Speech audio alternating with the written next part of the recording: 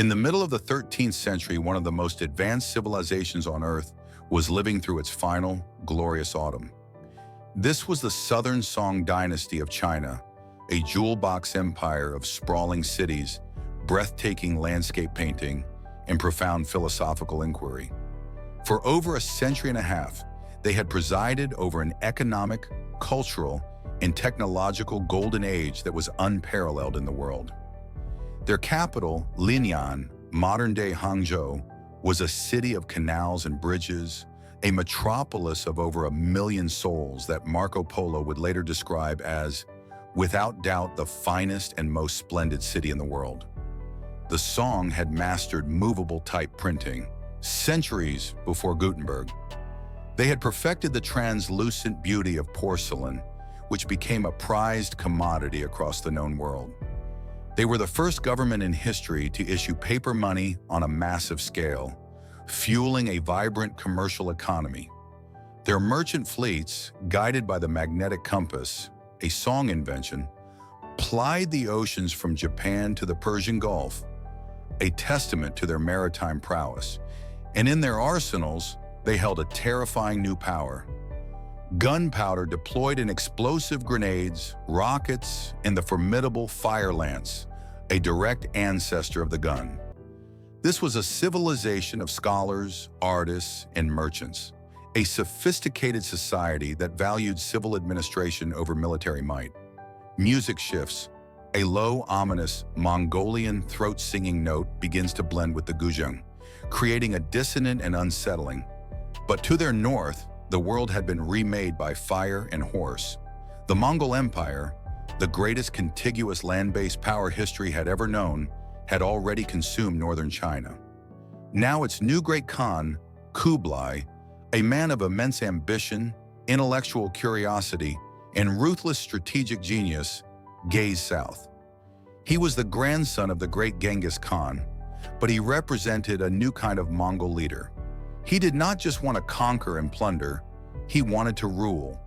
He sought the mandate of heaven, the divine right to rule, and to achieve it, he had to become the true emperor of all China. Between him and that ultimate prize stood the last remnant of the Song. This would not be a war of swift cavalry charges across open plains. This would be a war of rivers, of massive stone fortresses, and ultimately of the sea itself. The great Yangtze River was the Southern Song's shield, a massive, watery barrier that had halted conquerors for centuries, a formidable moat protecting the wealthy heartland of the dynasty. To breach it, Kublai Khan and his advisors knew they first had to seize the key that unlocked the entire river system. The formidable twin fortress cities of Xiangyang and Fancheng. Perched on opposite banks of the Han River, a major tributary of the Yangtze, they formed a single interlocking defensive complex, the strategic gate to the south. Their walls were immense, their garrisons were veteran troops, and their position was considered by the Song to be impregnable. For as long as Xiangyang stood, the Mongol war machine was stalled. In 1267, the Mongol armies laid siege. But this was no simple assault. The Song were masters of defensive warfare. The walls of Xiangyang were too high, its moats too wide, its granaries too full. More importantly, the city was supplied and reinforced by a powerful Song navy that controlled the river. For years, the siege was a grinding, frustrating stalemate. Mongol armies under the command of the general Aju encircled the city on land, building a vast network of counter-force and blockades that stretched for miles. But time and again, courageous Song naval commanders would lead flotillas of supply ships on daring night raids, fighting their way through the Mongol lines to bring in vital food, weapons, and reinforcements. The war for Xiangyang became a microcosm of the entire conflict, Mongol land power against Song river power. Kublai Khan, a pragmatist, realized that to defeat a river fortress, he needed to become a master of the water. He understood that Mongol tactics had to evolve. He ordered the construction of a massive war fleet, conscripting tens of thousands of northern Chinese engineers, shipwrights, and sailors. He was not just building an army, he was building a navy from scratch, a force capable of challenging the Song on their own terms. The turning point came not from a sword or a spear, but from an exchange of knowledge across the vast, interconnected Mongol Empire. Kublai summoned 2 Persian siege engineers from his territories in what is now Iraq, Ismail and Ala al-Din. They brought with them the design for a new kind of weapon, one that the Song had never faced. The counterweight trebuchet, known to the Chinese as the Hui Hui Pao, or Muslim catapult. These were monstrous machines, far more powerful than the tension-based catapults used previously. They were capable of hurling massive stones weighing hundreds of pounds over long distances with terrifying force and accuracy. The new trebuchets were assembled outside the walls and began their methodical, soul-crushing work. They pounded the fortress of Xiangyang relentlessly, day and night, smashing its towers and breaching its walls. After a ferocious final assault, Xiangyang fell. The Mongols then used their vast new fleet to completely seal the river, cutting Xiangyang off from all hope of rescue. After a grueling 6-year siege, the city's commander, Lu Wenhuan, facing starvation and with no hope of relief, finally surrendered in 1273. The gate to the south was broken. The deluge was about to begin. With Xiangyang fallen, the Mongol army and its fleet, now under the command of the brilliant General Bayan, a man famed for his discipline and tactical acumen, poured down the Han River and into the Yangtze. The Song defenses, which had relied for so long on Xiangyang as their anchor, collapsed one after another. It was a riverine blitzkrieg. City after city surrendered, often without a fight. Bayan masterfully combined overwhelming force with clever psychological warfare, offering generous terms to those who surrendered, thereby encouraging a domino effect of capitulation. Meanwhile, the Song court was paralyzed. The real power lay not with the emperor, but with the corrupt and incompetent chancellor Jie Sidao, who had systematically hidden the gravity of the military situation from the court to protect his own position. When the crisis could no longer be ignored, he led a hastily assembled army to confront Bayan, only to be decisively crushed. The last major field army of the Song was shattered. In 1276, Kublai Khan's army arrived at the gates of the magnificent Song capital, Linan. The city, a paradise of gardens, lakes, and pavilions, was utterly unprepared for war. The Song court, leaderless and terrified, offered no resistance. To save the city and its people from destruction, the Empress Dowager surrendered, handing over the imperial seal and the 6-year-old child Emperor Gong to General Bayan. For most of the world, the war was over. China was unified under a new dynasty, the Yuan, led by Kublai Khan. But for a small band of loyalists, surrender was not an option. Escaping the capital just before its fall, a group of dedicated Song officials and generals, including the celebrated scholar general Wen Tianxiang, the steadfast minister Lu Shufu, and the veteran admiral Zhang Shujie, fled south with 2 young princes, the last heirs to the throne. They were a government in exile, a dynasty on the run. In Fuzhou, they crowned the older boy, 9-year-old Zhao Shi, as emperor and continued the resistance from the coastal provinces. Their flight was a harrowing odyssey, pursued relentlessly by the Mongol forces.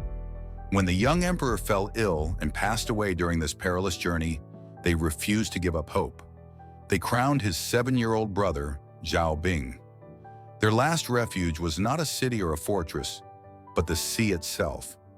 Led by the admiral Zhang Shiji, the Song loyalists assembled a vast fleet, 1,000 warships strong. With them were more than 200,000 people, the last remnants of the Song court, soldiers, and civilian families who refused to submit to foreign rule. They created a floating capital, a nomadic kingdom of water and wind, near Yamen in modern-day Guangdong province. Believing it would create an impenetrable fortress and prevent his soldiers from deserting, the admiral ordered the ships to be chained together in a massive static formation. It was a well-intentioned, but ultimately fatal, mistake. The UN fleet, commanded by a former Song admiral who had defected, Zhang Hongfan, arrived and established a tight blockade, cutting the loyalists off from fresh water and supplies. For weeks, it was a tense standoff. The Mongols engaged in psychological warfare, sailing close and playing mournful song music across the water to demoralize their trapped countrymen. The trapped loyalists were forced to drink seawater and eat dry rations, growing weaker and sicker by the day. Finally, on the morning of March 19, 1279, Zhang Hongfan launched his final assault. He used a feint to draw the Song admiral's attention, then used the cover of a dense sea fog and the turn of the high tide to drive his main force directly into the heart of the Song formation. The chained Song fleet could not maneuver. It was a static target. The UN ships, smaller and more agile, attacked from all sides. The battle raged for hours, a chaotic and desperate struggle across a churning sea. As the Song defenses began to fail, and UN soldiers swarmed onto the flagship, the loyal minister Lu Xiufu knew all was lost. Determined that the last emperor of the Song would not suffer the humiliation of capture, he made a final, terrible choice. He turned to his young sovereign, straightened the boy's imperial robes, and said, "The affairs of our state have come to this. Your Majesty must not be disgraced." He then took the 8-year-old boy emperor in his arms, the last living symbol of a 300-year-old dynasty, and leaped into the churning waters of the South China Sea. Seeing their emperor's fate and choosing loyalty over surrender, hundreds of thousands of loyal officials, soldiers, and their families followed suit. Days later, the sea was littered with the evidence of a dynasty that had chosen its own end. The Song dynasty was extinguished in the waves. The Battle of Yamen was not merely a battle, it was the end of an era. Kublai Khan had finally achieved what his grandfather, Genghis Khan, had only dreamed of, the complete conquest of China. He had broken the South by adapting, by becoming a master of its rivers and its seas. A new dynasty, the Yuan, was born, but an ancient one, renowned for its culture, its art, and its innovation, was gone forever. The fall of the Song dynasty is one of history's great epics, a story of technological marvels, epic sieges, and unwavering loyalty against impossible odds. It reminds us that even the most advanced civilizations can be vulnerable, and that history is often decided not just on land, but on the water. We are dedicated to bringing these pivotal moments to life, exploring the events and individuals that forge the world we know today. If you found this journey into the past meaningful, we invite you to like this video and subscribe to our channel. Your support is essential in helping us continue to tell these important stories. Which part of this incredible story, the 6-year siege of Xiangyang, the internal politics of the Song court, or the final, tragic stand at Yamen, do you find most compelling? Share your thoughts with us in the comments below. Thank you for watching. Join us next time as we continue to explore the chapters of our shared history.